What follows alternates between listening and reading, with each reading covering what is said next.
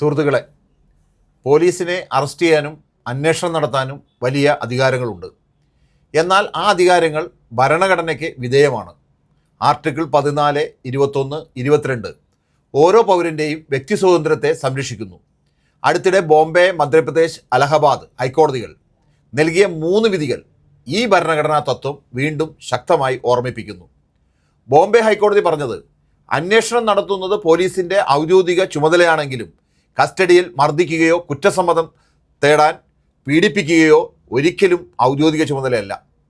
അതിനാൽ ഇത്തരം പ്രവൃത്തികൾക്ക് നിയമപരിരക്ഷ ലഭിക്കില്ല. മധ്യപ്രദേശ് ഹൈക്കോടതി വ്യക്തമാക്കി, ഒരാളെ അറസ്റ്റ് ചെയ്യുമ്പോൾ എന്തിനാണ് അറസ്റ്റ് ചെയ്യുന്നതെന്ന് എഴുതി അറിയിക്കേണ്ടത് ഭരണഘടന ഉറപ്പു നൽകുന്ന അവകാശമാണ്. ഇത് വെറും നടപടിക്രമമല്ല, വ്യക്തി സ്വാതന്ത്ര്യത്തിൻ്റെ സംരക്ഷണമാണ്. ഈ നിയമം പാലിക്കാത്ത ഉദ്യോഗസ്ഥർക്കെതിരെ നടപടി സ്വീകരിക്കണമെന്നും കോടതി നിർദ്ദേശിച്ചു.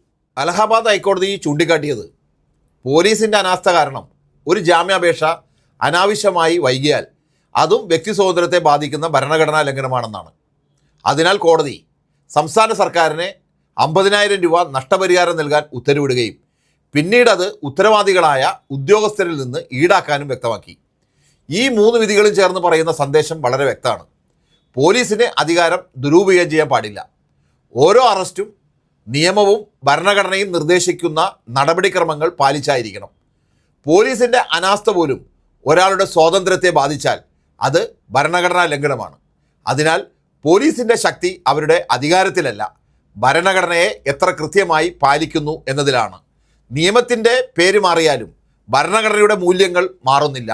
പോലീസ് അധികാരത്തിന് മുകളിലാണ് ഭരണഘടന.